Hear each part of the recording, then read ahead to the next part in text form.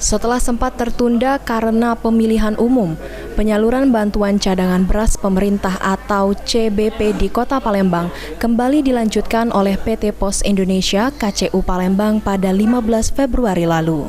Deputi IGM PT Pos Indonesia KCU Palembang Lina Marlina mengatakan, setelah dilanjutkan untuk penyaluran bantuan CBP di Sumsel sudah mencapai 90% atau tersisa sekitar 51.000 yang masih dalam tahap proses penyaluran. Sementara untuk penyaluran di Kota Palembang sendiri sudah hampir selesai atau 91% dan menyisakan sekitar 7.000 paket beras yang belum tersalurkan dari total 74.459 paket. Dilanjutkan kembali itu tanggal 15 Februari.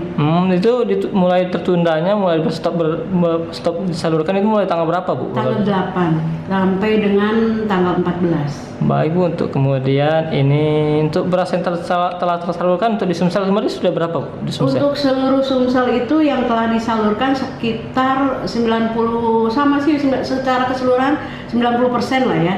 90% dan sisanya itu sekitar 51.000 lagi itu lagi tahap on proses bersalur.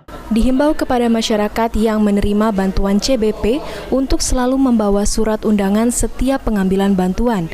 Dikarenakan setelah penerima pengambil bantuan, pihak kantor pos akan memberi tanda sebagai bukti. Ilham Wahyudi, PAL TV.